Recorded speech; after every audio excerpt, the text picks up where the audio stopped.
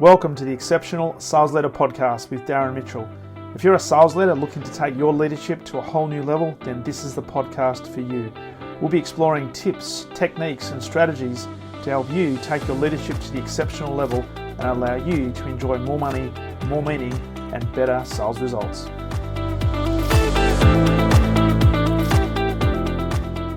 Welcome back to the Exceptional Sales Leader Podcast. This is Darren Mitchell on what is a magnificent Thursday here in Australia. And it's my absolute pleasure to welcome to the podcast today, coming in all the way from Des Moines, Iowa, the central United States, Mr. Jacob Hicks.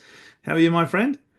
Hi, Darren. Thank you so much for having me. Glad to be here. And it's a cold Wednesday evening, I'll tell you that, out here in Iowa. Wow. And we were just talking before we press record that it is just under a week since Thanksgiving, and there are still leftovers you and your family are going through. Yes. Yep. Well, when you when you cook for a family of 20 to 30, but you only have, 8 to 10 people show up, I mean, you just keep on eating until it's gone. That is absolutely unbelievable.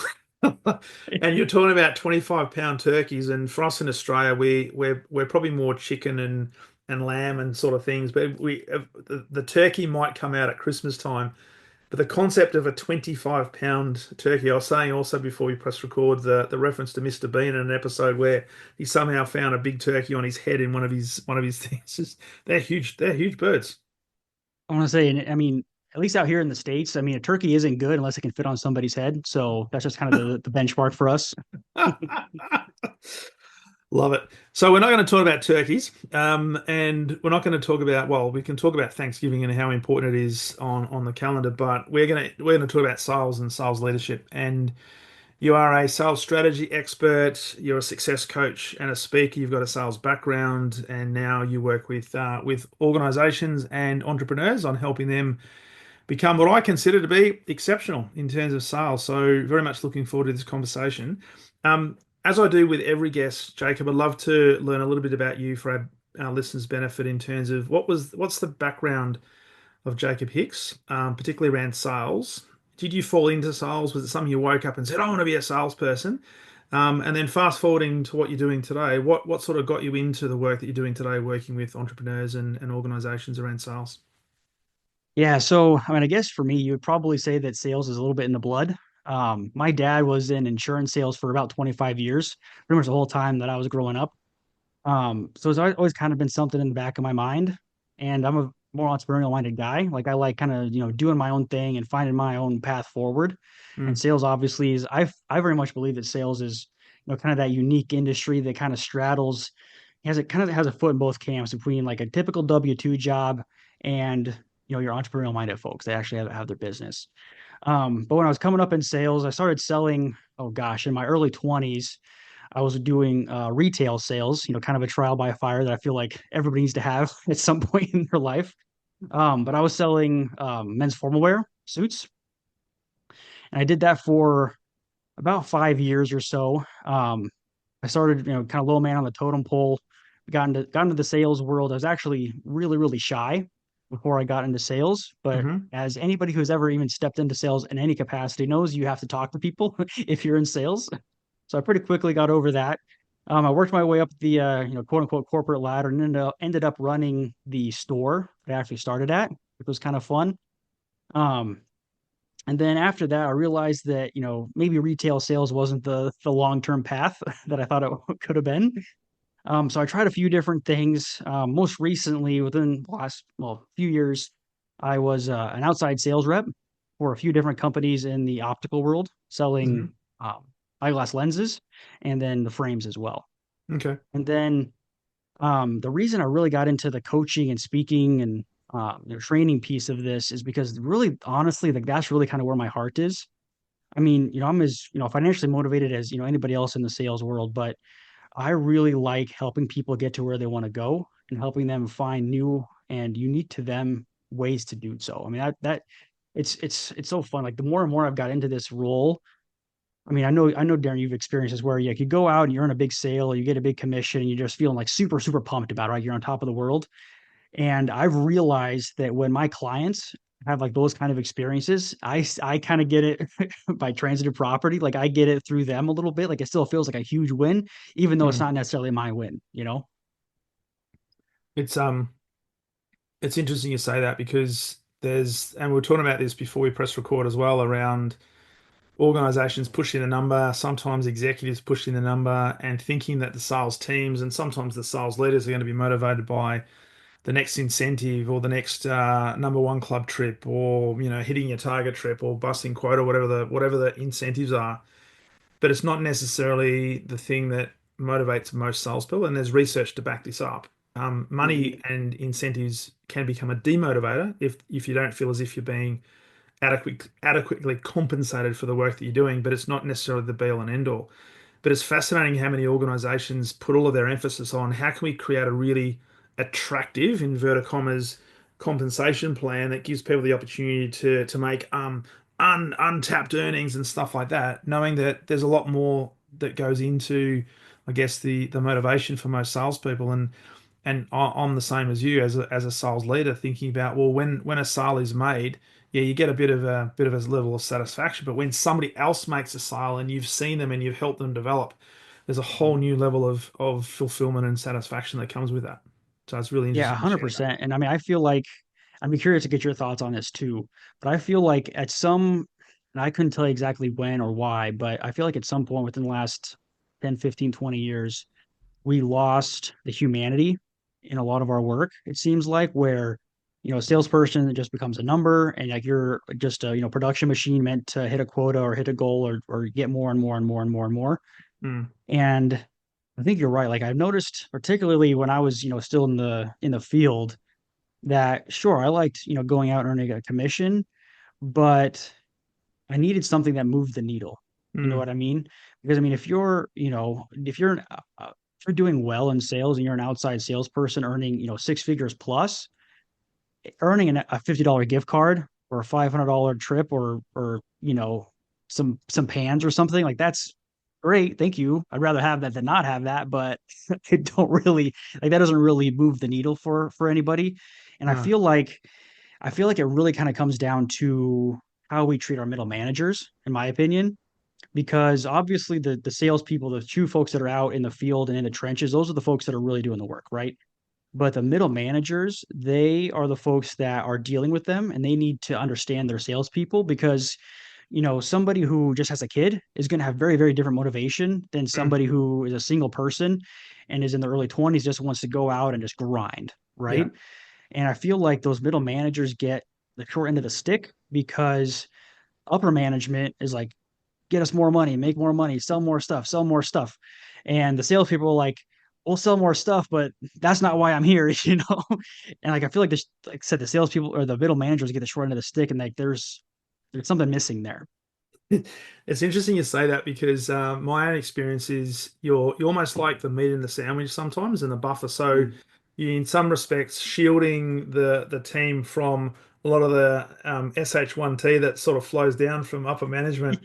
But Yep. also you've got to take, I guess, the stuff that your team are actually giving you and sort of filter that. So what sort of messaging do you put up to their upline? But it's really fascinating that as a sales manager, the role that a sales manager plays should never be underestimated. Now, a lot of people get promoted to a sales manager because they've been a great individual contributor and they don't Oh, I love necessarily this. Yep. get the right level of training or the transition plan. And that's where people like you and I come in to help them with that process. But a lot of organizations are missing, I think, the secret to long-term, what I call sustainable and exceptional levels of performance, and that is not equipping the sales managers with the toolkits, the resources, and the training to give them resourcefulness to actually unlock the potential of their team. They focus all their attention on the sales team and the sales methodology and getting the number and doing the gap closure strategies, but not near enough time spending investing in the sales manager. Yeah, I mean, 100%. I mean, I noticed this, I mean, early on in my sales career where you're absolutely right. People always assume that because you're a good salesperson, you're hitting whatever quotas or numbers or whatever else. That means that you know how to teach it and you know how to manage people that do that.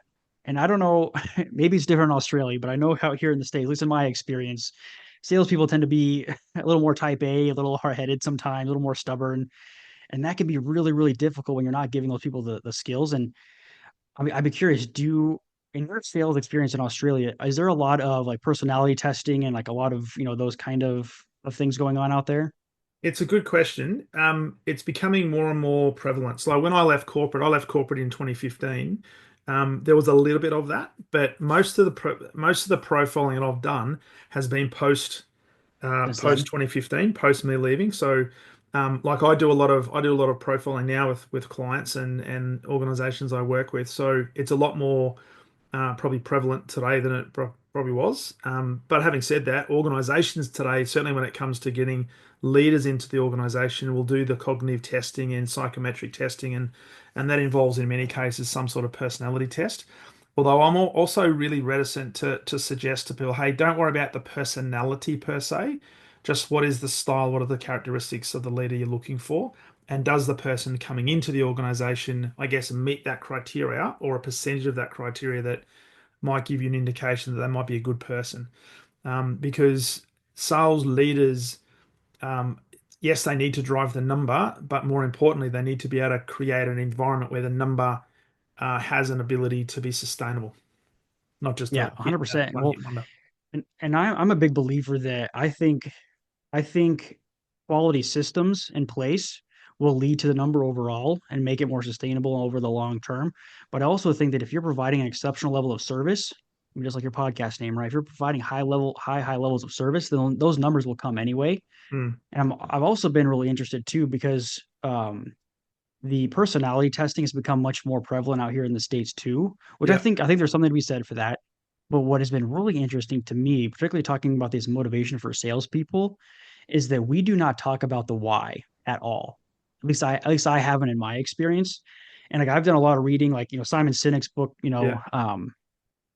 Start with Why. I think is really, really important, but we don't talk about it in sales, it seems like at all. The why is to make more. Like that's not nearly good enough. It's Well, it's almost like tainting, what is it called? Tainting everybody with the same brush, or tainting everybody with the same Mm. brush, and saying, well, you're in sales, so therefore you must be motivated by money. So what I'll do is I'll throw more incentives at you, and I'll make sure the target's really high. And if you don't hit the numbers, we're going to put you on a performance management plan because, hey, everybody in sales needs to make money. They want to make money, surely, right? So are you saying you're in the wrong profession, Jacob, because you don't want to make money? So I get that. Question I wanted to ask you from your perspective, and you mentioned before we press, I think yeah, actually might have mentioned it before as well, in terms of being quite an introverted, reserved type person. Mhm. Um, can you just talk through, because I've got certain beliefs on introversion, extroversion around sales, right? But from your perspective, what was your experience in terms of not so much having a having a change of character, but Right. there's a lot of people that will stereotype salespeople as having to have this big, boisterous, outgoing sort of personality. What's your experience in terms of your own career, but also the people you're working with? So for me personally, God, it's so interesting. Like I still very much consider myself an introvert, really at heart. And I'm a believer in Simon Sinek's version on that too, where introversion and extroversion, just like where you get your energy. I don't know if we ever talked about that on the podcast before. Um, so for me, being an introvert, like here we're having a great conversation, you and me one on one, and after this, I'm gonna want to be by myself for a little while. Like, don't talk to me, leave me alone. But the extrovert, they're gonna want to be like, hey, this is really great. Let's do this, for 4 more hours. Just, that just wears me out. Um, what I've realized, it's like when I was coming up with selling suits, like that was really kind of the switch for me because I was pretty shy before that, didn't really want to talk to people, but then I really really enjoyed wearing suits. I liked learning about them because a lot of the time I was helping people figure out something that they weren't familiar with. Mm, I mean, it's not going to be maybe a shocker to anybody, but at least out here in the States, a lot of guys don't know how to dress themselves some of the time. But I was helping those guys where like either they were college students that were, going to their first job or career fair. I was helping guys get their tuxedos for their weddings, funerals, big time, first job to like very high level executives that were coming in because they were wearing, suits or jackets every day. And I really, really, really enjoyed helping them figure that kind of stuff out. mm, And for me, that was almost kind of a little bit of a niche because I wasn't, going to a networking event every third day and dealing with 150 people. A lot of the times there's a lot of downtime in between customers. So I was dealing with my, maybe sometimes difficult coworkers, but then also when they came in, I was, dealing with one, two, maybe three or four people at the most, generally speaking. And I was helping them walk through our sales process. I mean, I really, really enjoyed that. Um, on the other side of it, with the coaching clients that I've got, particularly on the entrepreneurial side, I always tell people, maybe this is a little more of a general statement compared to extroversion or extroversion, but I think that, at least in my experience, the folks that are on the entrepreneurial side of this sales business, they want the business to do the business. Like if you start a marketing firm or, a clothier or whatever, you want the business to do that thing. You didn't sign up to become a salesperson, Mm. right? But it doesn't have to be your favorite thing. That's what I tell people. It doesn't have to be your favorite thing, but it does have to be a thing. You do have to do it to some degree. And just setting up those systems in such a way that allow you to stay in front of all clients and potential clients is really, really critical. Yeah, so the key thing there is it doesn't matter whether you're extrovert or introverted, you can still be successful in sales. I really believe, I think I'm a huge believer that all the skills of a salesperson can be taught to those who want to learn. Mm. I really believe that. Yeah. And I tend to concur with that as well, in that there might be some characteristics that you might be looking for. So, and this is where things like your personality profiling or your behavior profiling, whatever metric you're going to use to bring people in, doing a strengths analysis in terms of what you have in your team, what sort of characteristics are there, but also what characteristics potentially are missing, that can give you good information as to how to fill the void because you want a multi-dimensional team, not a one-dimensional team. But it doesn't necessarily mean you have to look for somebody who has the what we call in Australia the gift of the gab, who just talks Yep. underwater with a mouthful of Chatter. marbles. Because the art of selling is asking questions and shutting up Yes. and being able to Yes. listen. Yes. When I feel like we don't talk about it enough, but like you're absolutely right. Like we talk about it all the time. Like, a salesperson is supposed to, listen 70% of the time and only talk 30, right? Like we give all these metrics and things. But I feel like the gap that we don't talk about is the silence. Mm, And have you read the book, The Challenger Sales Model? Are you familiar with yeah, that? yeah, Yeah. So I mean, it's super common, right? A lot of folks are. I'm a big believer in it, but when you're asking those challenging questions, ask your challenging question and then shut up and let it be uncomfortable, yeah, just let it be that way. And people yeah. don't, yeah, people can get uncomfortable with that. Well, I think it's just a human nature element that people just, for whatever reason, want to fill the void with something, and that's where Yeah. you got the ums and the ahs, and it's a bit of a cliche, but we've said in sales for many years that the first person to speak is the person doing the buying. So make sure it's the customer. Yes. So shut Yes. up. Um, so I do want to talk about mindset and your perspective on that, but you brought up an interesting thing just before we press record, and that was this concept of reverse hustling Yes. and thinking about that because as a sales leader, we want to make sure we can unlock the potential of our team as much as we possibly can. But that means finding a lot out about the individual, what makes them tick, why they do what they do. Can you just talk a little bit about that concept? Because I know you were mentioning you were not quite sure in terms of how to label it yet, but this concept of reverse hustling sort of came up in the conversation. Can you just Yeah. allude So to that a little bit? particularly in sales, I mean, we talk about hustling and grinding all the time, right? It's like you gotta hustle, you gotta grind, and like that's life, right? Like sometimes you're just gonna have to put in like those 10, 12, 14-hour days, and there's also gonna be times where you don't, Mm, like it ebbs and flows like everything else. But this idea that as of right now, my working title, yeah, reverse hustling is where, particularly in sales, I've noticed where we as salespeople hustle and grind and push and push and push for either that almighty dollar or the next sale or whatever the case might be. And then eventually we hit some wall where we take a step back and we realize, oh, maybe I've got all the money I could ever need, but I'm missing everything else. I don't have, mm, the significant other that I want. I don't have the kids that I want. I don't have the relationship with my friends and family that I want.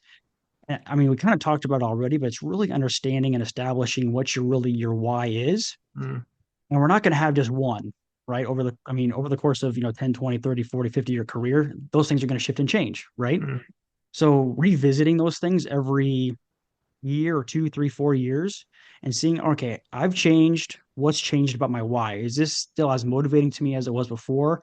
And if not, then what's pushing me now? mm. And really understanding and having some introspection to really understand what's driving you forward. It's really interesting you talk about that. As you were speaking, I'm reminded of a conversation I had with a colleague who I'm not going to name drop, but I will. He had the privilege of spending some time with Richard Branson on Necker Island, Oh, and he was okay. sharing that he was talking to a number of multimillionaires who had just exited their business, and he was saying Mm, what was fascinating about them is, excuse me, they'd worked so hard to build their business, and now they'd exited. They're actually envious of my colleague because my colleague had a really clearly defined why he was doing what he was yep. doing. And these guys had a level of emptiness. They had a huge bank account and they could probably buy anything they wanted, but they weren't satisfied, they weren't fulfilled. So it made me think in terms of the importance of this concept of understanding why you do what you do. And it doesn't have to be Hmm. monetary related. It's got to be something that's interesting for you. But then the importance of as a sales leader and certainly as a coach, as a mentor, trying to understand that and help to unlock that for an individual. Because when you lock into that, it becomes almost like a heat-seeking missile, doesn't it? I mean, 100%. Well, and just while you were speaking about that, another thought that occurred to me on that same vein is I've noticed that in like our parents and grandparents, something similar where when they like the purpose is the work, Mm, not anything else. And then once they retire, they're just kind of nothing, right? yeah, Like they a lot of time they just hang out, they don't develop new hobbies, they don't find new friends. They're just sitting at home, cooking their 3 meals a day, watching TV, getting upset about politics or whatever. Like that's just kind of it. Right. So I mean, finding that why is like it's really, really, really, really important. And finding out what you enjoy and why you enjoy it. And like I know yeah, for me personally, I love puzzles. I love figuring out how things tick and how things work. And as long as that stays challenging to me, that's the fun part. That's what mm, really kind of drives me forward and helping people to unlock, like you were saying, unlock their potential and unlock their why over the yeah. course of 3, 4, 6 months. Like that's a ton of fun. Oh, it is absolutely. Which kind of then leads to the next part, which is, I guess, the question around identity and the sales identity. Now, what's fascinating about this, and I'm not sure whether other than your father being in insurance sales for 25 years, so you kind of saw it in terms of the selling mechanism. So probably it was just intrinsically sort of passed on to you. The vast majority of people don't actually wake up and say, I want to be a salesperson, right? So Yeah. they kind of fall into it or they're thrust into it because they seem to be a good communicator, whatever the case might be. Just talk a little bit about the importance of identity and sales identity in terms of because there'll be people listening to this who are in a sales role, but they might feel as if, you know what, when I'm asked what I do, I don't lead with, well, I'm a salesperson and I'm proud of it, Right. right? Yeah. What's your perspective on this? Because I love asking people about this because it tends to change. But when I work with clients and I've got some big ones that I'm talking to them at the moment about, be proud of being in sales, own it, Mhm. and have it in your title. Don't have some, non-salesy sort of title that's kind of says to the marketplace, well, I'm not in sales when you actually are. Say you're in sales, own it. So just talk a little bit about sales identity and the importance of that from your point of view. Well, so I've noticed, like in my own life, then also in lives of my clients and the conversations they've had, particularly when they are like well, just those folks you were describing, where they are salesmen, but they're like, hey, I do sell, kind of, here and there. It's really it feels like at some point in their lives, like somebody told them that being a salesperson was wrong, Mm. right? Like I don't know about in Australia, but over here in the States, we have a real big stereotype around the used car salesman. I don't know if you guys have that out there, Yep, but it's very absolutely. much like that pushy salesperson that you met one time and you have to buy a car right now or the world's gonna end. Like, why aren't you buying? Like, give me your keys. Like, what are you doing? And like there are people like that out there, but again, at least in my experience and those of my clients, like if you are a value driven salesperson, then you have nothing to worry about. I mean, Mm. sure, like you are bonus or you commissioned or whatever, but at the end of the day, at least for the folks that I work with, the motivating factor is helping people make a usually difficult decision that is very important in their lives. And I mean, finding that identity and finding who you are and being okay with it, I think is really, I think it's hugely important. Which comes back to the question as to, why you're doing what you're doing, right? Why are you a salesperson? And I ask this question all the time of leaders, why are you a leader and why do you keep coming? Why do you choose this company? Why do you choose this role? And why do you keep coming back every single day? Asking Mhm. the question of a salesperson is exactly the same premise. Understand why you're doing what you're doing because inevitably you're only as good as your last sale, or you're only as good as your Yes. next sale, right? Yep. Because you're going to get measured on what you deliver tomorrow, next week, and next month. So it's really important that you understand who you are in terms of your identity, and you are not defined. And this is the key thing we talked about reverse hustle and finding out your why. You should never be defined by the role. And you mentioned Yes. before people that are retiring, people are sometimes stuck in roles and in organizations, and they feel as if they can't leave because they might have the golden handcuffs, right? So I'm going to Yes. miss out on all these benefits if I leave. You're not defined by the company that you work for, and you're not defined by the role that you have. You're defined by who you decide to be. Yes. 100%. I think you're also defined by who you choose to have an impact on, right? Like I always think about it all the time. It's like I'm not a I'm not a president of any huge nation or anything like that. Like I'm not starting wars or ending them or anything like that, right? And I hope I never have to. I really really hope I never have to. But the impact that I can have on like my friends and my family and the people that are around me and are listening to what I have to say, I mean, we can't put really honestly, we cannot put a price on that. And I think Mm, you're absolutely right that we can't be defined by our role or by our company. Like you can say that like I am a salesperson, you can say that I am a coach, but at the end of the day, like you aren't necessarily those things. Like that is what you do as your vocation. Like you have mm, skill sets that you've developed over however long to be able to do those things well, but that's not who you are. And actually sitting down and taking the time, because I mean, the stuff that we're talking about, this isn't like, oh yeah, I took a 20-minute meeting, I watched this Zoom thing, I, found this YouTube video, and now I know who I am, and it's no big deal. And like I'm gonna write this down on my business card, I'm good to go. Like that's like what we're talking about. This is a, several months, several years process, mm, particularly as we grow and change as individuals. So spending that time to really identify who you are and why you're doing what you're doing and what really excites you about mm. life, like that's I think is so important. It is. I often ask people, would you do what you do if there was no pay? Oh, I love it. I ask people that all the time too. What a great question. Oh my gosh. Do you get yes or no more often than not? What do you think? Probably not.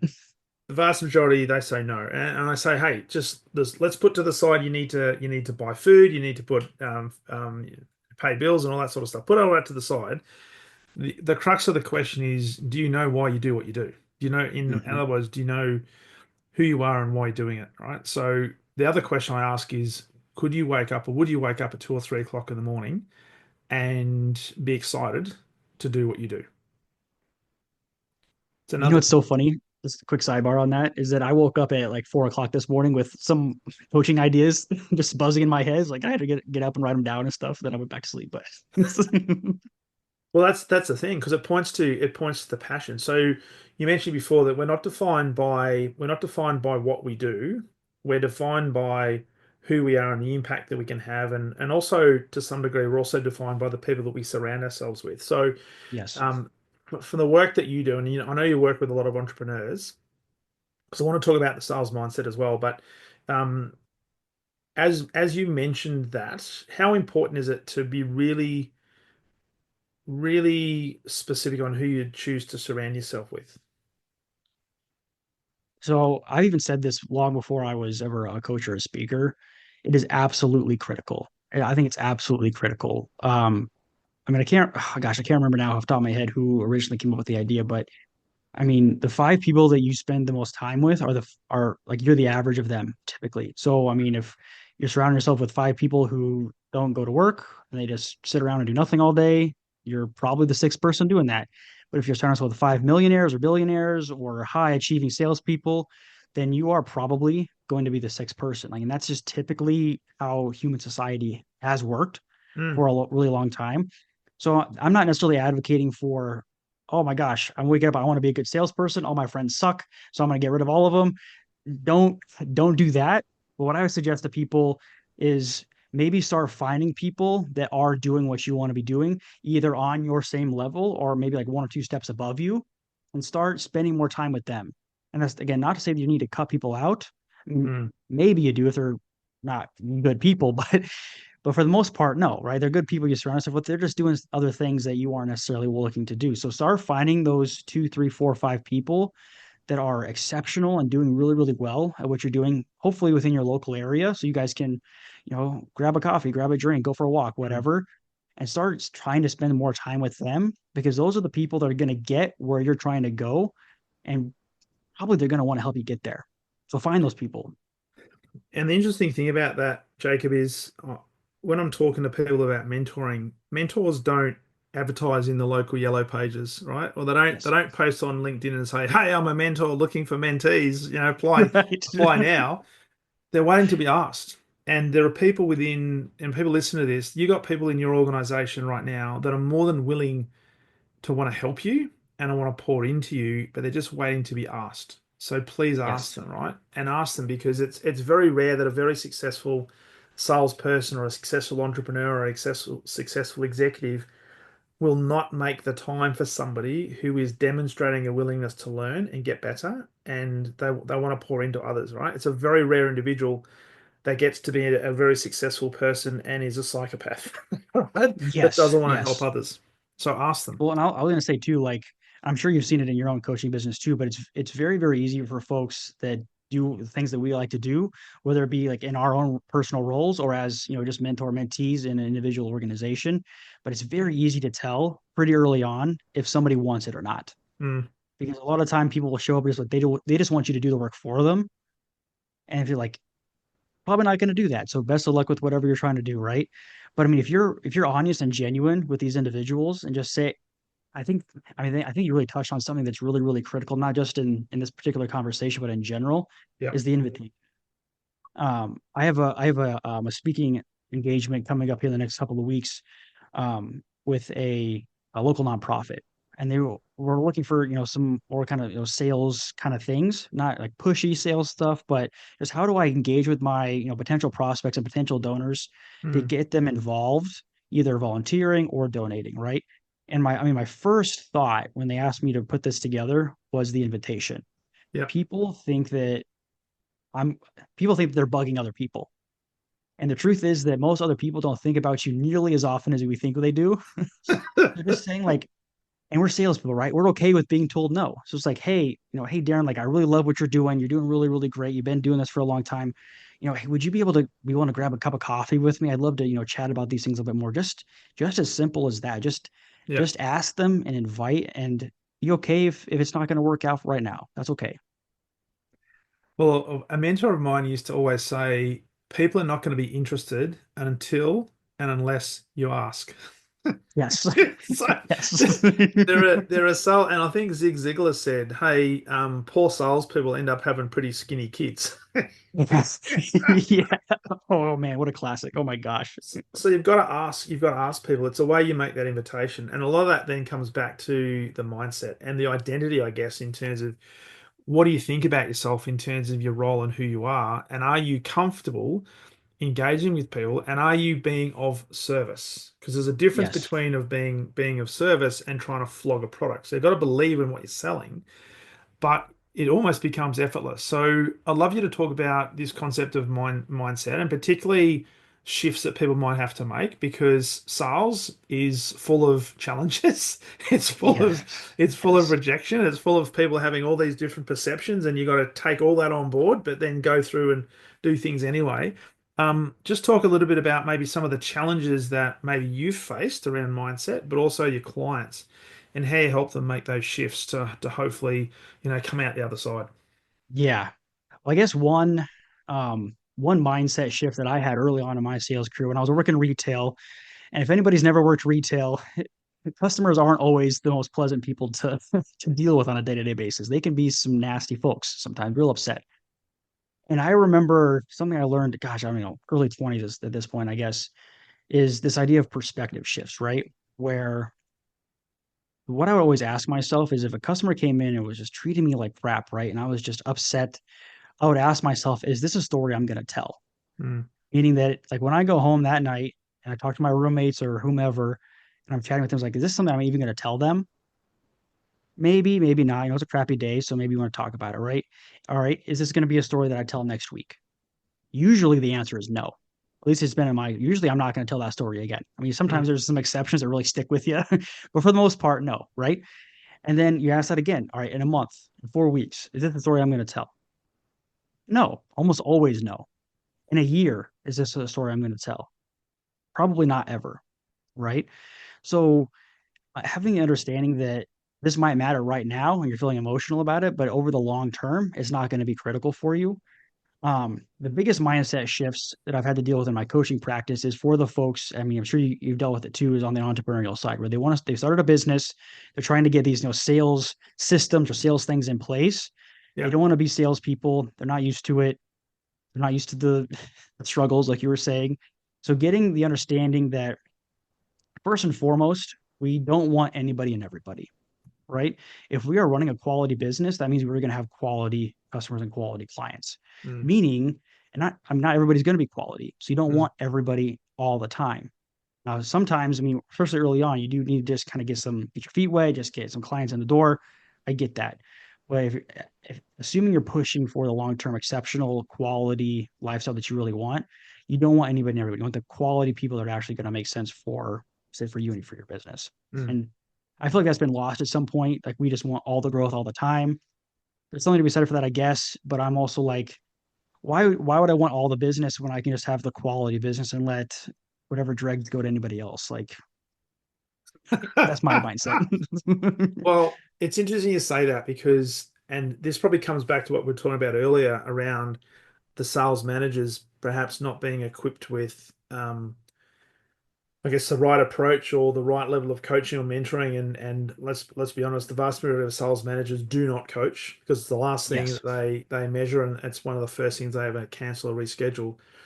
But it's this attitude of, hey, not every single customer is going to be a fit for our product or our service, and that's okay.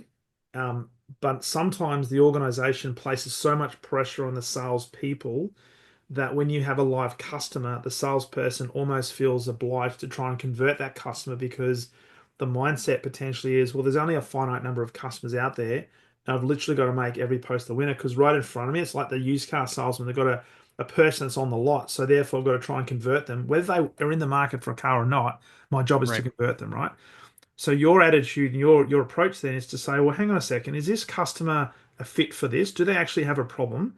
Is there a problem they want to solve? And do I have a potential solution to the problem? So how can I have a conversation? How can I learn a little bit about them? And if not for an immediate sale, how can I plant a seed that might lead to something down the path? So so qualification is really key. And I loved it when you said that you get to choose who you want to work with and you get very Yes. clear on what does a quality customer look like and what does a quality client look like. And when you're really clear on that, funnily enough, they become visible. Yes. Yes. I also wanted to mention too, I think I mean, we talk about it to death in sales is the follow-up, right? I mean, fortune the follow-up, we have a million, funky sayings like that. But I think the other piece that little mindset shift that entrepreneurial folks have to have early on is that you're not bugging people. Mm, Like if you meet Darren at some, event or other, maybe he's a good fit, maybe not. You guys kind of have a good conversation, whatever. Then you call him, set up a coffee, whatever the case might be. But then if you just go radio silence, then any business Darren might have had is gone, right? But if we're, putting you on like a regular email chain or whatever the case might be, if you're for your follow-up systems, if you are doing it from a genuine place of I want to provide good quality value to Darren, then I mean Darren's not going to get you're not going to get annoyed with me as a no, salesperson because every time you see an email from me, it's like, oh my gosh, yeah, I was just thinking about that the other day. And then that's it. eventually you can get to the point where you can put another ask in there. Not a pushy Mm. one necessarily, but every month or however often you can say, hey, do you want to meet again? Do you want to do this, that, or the other? And it's a key distinction because what you're doing there is you're being of service.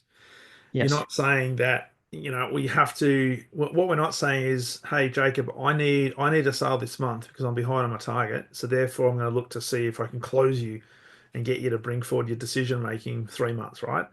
But if you're Yep. not ready to purchase, if you're not in your buying cycle yet, then it'd be arrogant of me to try to convert you because if I do, and this is where personality comes in, you might feel almost obligated and you don't want to create a scene. You don't want to be a person that rejects the offer. You just want to Yeah. you want to do something, and that's where buyer's remorse comes into it, but you end Mm. up having a really poor experience because you're thinking to yourself, "This is I didn't know, don't know why I did this. I shouldn't have done this," and you're now going to have a poorer experience, and you're going to think of me as more of a dodgy sort of salesperson. I got sold to, right, rather than me Yeah. being the one doing the buying. Yeah, 100%. Well, one thing I always suggest to folks, particularly on I'm on sales side too, entrepreneurial as well, is if you are these folks that you're listening to this podcast right now, and you're trying to decide, okay, I want to put together more of a value-driven follow-up system. How do I do that? The question I always ask is, what problem are you trying to solve? Mm. And if you're trying to solve that problem, what would be value to that person with that problem? Right. And those people will eventually come towards you. They'll be drawn to you. I mean, I think that's what I always ask. There's something else I was going to mention too, but I don't know, I lost my spot. But Well, it's an important thing. It's also it's about the problem. What problem mm, are you seeking to solve in the marketplace? What is the problem that your ideal customer is seeking to solve? And if you can provide, you don't even have to proactively provide the solution. You might even just be able to talk about the problem in a language that resonates with the yes, person who's experiencing that problem to the point where they think, oh, this person gets me, they understand me, they can articulate this. Maybe, just maybe, Jacob's got a solution for this. So I might just reach out to see whether that's the case.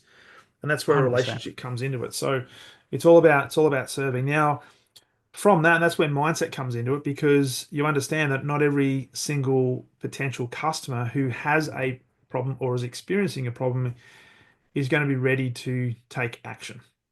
Yeah. So, Well, and I was going to mention, sorry to interrupt, but no, no, you're right.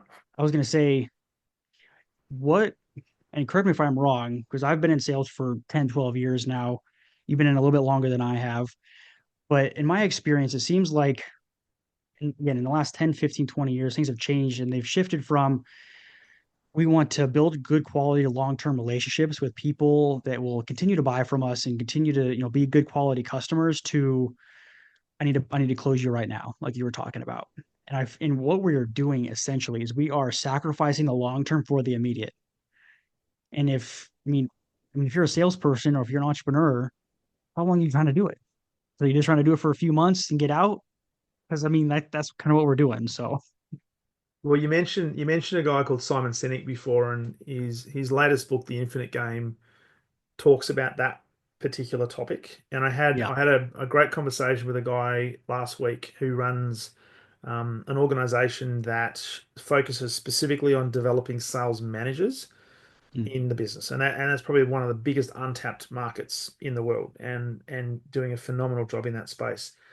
And I was asking that question around how do we balance the short term and long term strategic focus? And he said, well, the interesting thing is we've got to do both, right? So we've got to have pressure because the business is expecting numbers to be hit on a monthly, quarterly, etc. basis, but we also want to have some sort of longevity. So it comes down to pipeline. It comes down Yes. to what sort of interactions are we having with our ideal customers? Are we continuing to be visible in the marketplace? Do we have enough of a pipeline to know that we've got enough coverage that a certain percentage are probably going to be willing and ready to buy now versus in 2 months, 3 months, 4 months time, and what's therefore the nurturing campaign. So I think a symptom of what you were talking about is organizations don't have a qualified, high quality pipeline. Yes. They just say, let's throw a marketing campaign out there. We've got Christmas coming up, end of the financial year for some companies, end of the calendar year for all of us. Let's try and see as many if we can get as many sales in as possible, and we'll do like a fire sale. And I saw this when I was working for some big telcos. We had partners that came in and said, we're gonna have a 3 month campaign on hardware. We're going to heavily discount hardware. So we want all the salespeople to now talk about hardware. Well, that's ridiculous. It's a short-term win, but the long term was potentially damaging relationships because you weren't working on long-term strategic partnerships. Yeah. It's so you got to have both, but um, I think that if we're talking about sustainability, it comes down to pipeline and the conversations you're having. Are you nurturing those conversations? Are you planting the seeds? Well, it's interesting too, because I feel like you touched on another really important point that we don't talk about enough in sales is the qualification piece is really important, obviously, but also knowing who your customer really is. Like, I, gosh, I couldn't tell you the last time that I sat down at a new position or whatever and was getting trained up on. on all the new product knowledge and everything you're supposed to know and how things work. And they're like, okay, by the way, Jacob, here is our ideal client. Here's our ideal customer. Here's the people you should really be going after. If they don't fit this, and this criteria, then we should probably not be talking to them, at least right now. We don't do that because we're just like anybody and everybody all the time, anybody that wants to buy, anybody that's got money. Are you alive? Like, if you're alive, cannot be a qualification. Your life and That breathing. doesn't, yeah, that doesn't help anybody over the long term. And I mean, finding those, I mean, that's fantastic. Like you were talking about, like you have to optimize the short term and the long term, and have that qualified pipeline ready to go Yeah. at all times, really. And we just don't. I mean, we sacrifice the long term over the short term, like I said before. I mean, it's just it's sad, but it's the way things have kind of moved, I guess. Yeah, and I'm not sure whether it's always been, or whether it's the instant gratification society and all the stuff you see in the media that, buy now and pay later and all this sort of stuff. But yeah, it just seems to be pervasive in Australia as well. That hey, we've got to hit the number. You've got to hit the number. We're behind on our target. So all hands to the pump to close the strategy, close the gap. And what's your gap closure strategy? Without looking for what's going to happen next financial year, right? So Yep. classic symptom is you've got the end of the financial year comes up for some companies the end of December. So there'll be organizations right now that are trying to get as many sales in before the 31st of December they possibly can. So they make this year look fantastic. Yep. And then come 1st of January, they think, right, oh, now what? Yeah, now it's a slow time. Now I don't have as much. Yeah, because everybody bought last month. And what sort of impression do you create in the marketplace for your market in terms of, well, now what? You're going to put out another campaign? What are you doing? So there has to be a balance between short term and long term. That's what we're Yeah, saying. 100%. And I also think that to some degree we need to reestablish what a win really means. Mm, And for it seems like for a long time, at least in my sales career, getting the win was getting the sale. And yes, that can very much be a win, right? But like you were saying before, meeting somebody who doesn't necessarily qualify right now or isn't necessarily in the market for what you're offering right now, but probably will be at some point in the next, 6, 8, 12, whatever months, mm, and establishing that relationship now, like that's also a win.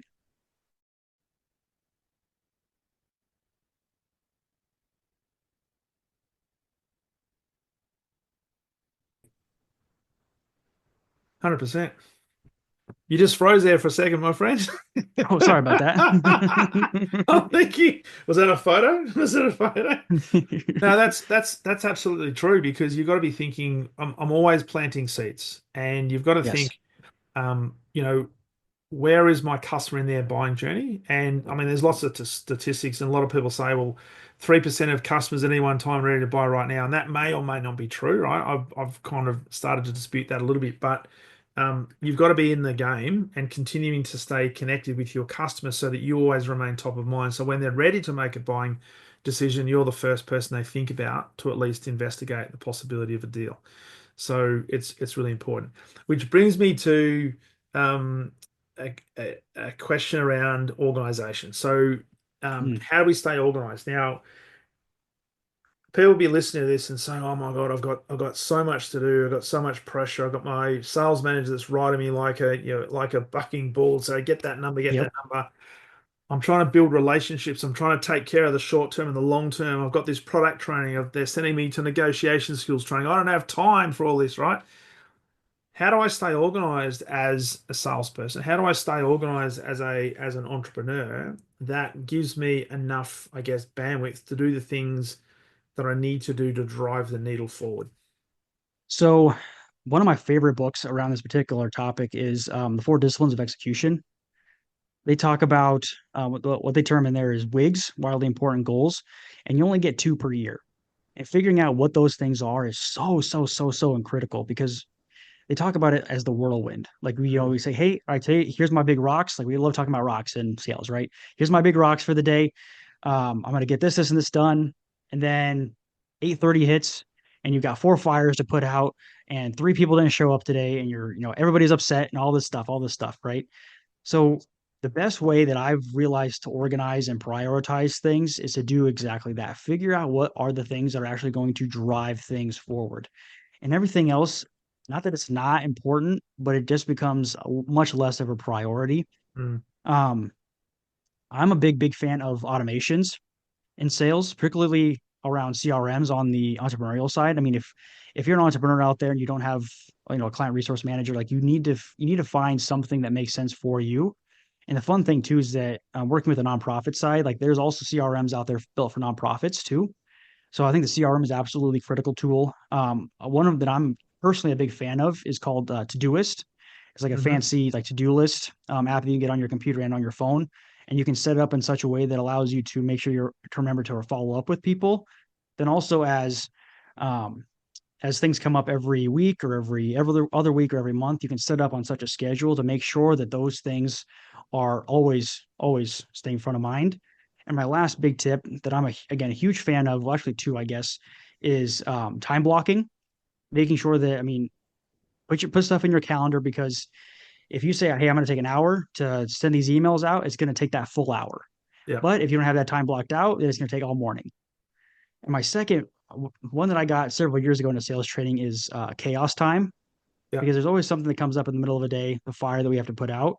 So schedule in half an hour or an hour of, call it chaos time, where if and when things go crazy and stuff hits the fan, you actually have time allotted to take care of it. And if nothing happens, then you have more time to get something else done. Love that. Chaos. Let's schedule some chaos time. Yep. I'm a huge fan. I've done it for years. It's the hair on fire time. Yes. Yep. Love it. Love it. So, hey, Jacob, conscious of time, it's been a great conversation. Looking forward into 2025. What's something that you're looking forward to in terms of yourself in your own business, but also potentially something you're looking forward to just in the client space? So for me personally, so I've done like I said, a lot of coaching one-on-one individual people. I've done some more group coaching things as well, but I've realized that a lot of folks that need to hear what I have to say just aren't able to do that or doesn't make sense for them at the time, which is fine. But so what I've decided is I'm going to be launching like my true speaking business here, well, I mean, toward the end of 24 here, but into 2025 as well, where I can get in front of college students, but also sales professionals too, on a much larger basis to make sure Yeah. that if they need to hear what I have to say, then they have the opportunity to do so. Um, Further into the future, what I'm excited to really see is how AI interacts and affects the sales world, because I don't think we can ever get rid of the person as much as large corporations might want to get rid of us. But I am excited to see just how that affects things and how that changes things and how and what kind of new tools will be available to us to hopefully ease the burden of all the admin Mm. stuff that a lot of us don't really care for and actually let us go out and be salespeople again.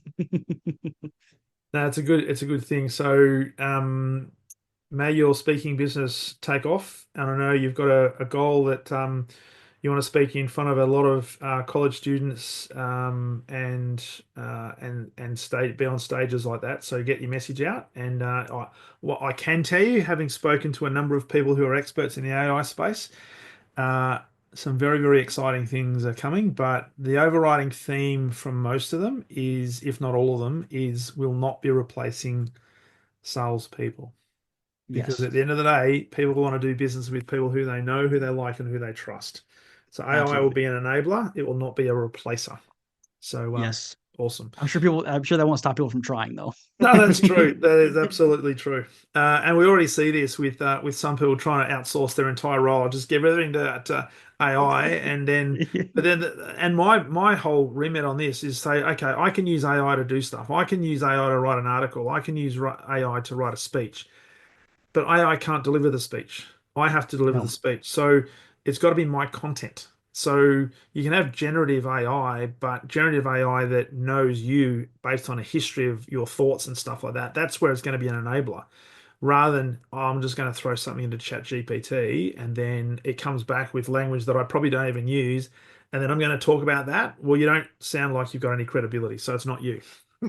Yeah, 100%. And I mean, AI it also can't give you your belief or your genuine passion either. Like there's a lot to be Correct. desired still. Absolutely. So, mate, all the very best to you. Thank you so much for being a guest on the podcast. For people listening to this who would like to connect with you and learn a bit more about what you do, where's the best place for them to go? So I am on Facebook, Instagram, LinkedIn, and TikTok. So please follow me on all those. It's Jacob Hicks Coach at all of those. Then also you can find me online too, jacobhickscoach.com. Specifically, go to the Growth Hub. I've got a lot of free resources, books, like some of the apps we talked about today, and some just free giveaways too that I give out to folks to help them get on their way. So Brilliant. Brilliant. Well, for a man who's coming in on a Wednesday from Des Moines, Iowa, thank you so much for talking to somebody in the future. yeah, let me know how it goes. And really enjoyed this conversation, mate. So thanks for being a guest on the Exceptional Sales Leader podcast. Yeah, thank you so much for having me, and have a happy Thursday. All the best. Thanks, mate.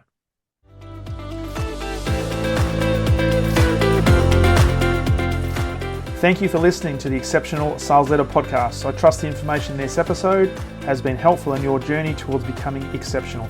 And remember, please take the time to rate the show, subscribe to the show so other people can find it. But also, if I can help you, jump on my calendar, go to leadwithdarren.com and let's have a conversation about how I can help you along your journey to being exceptional.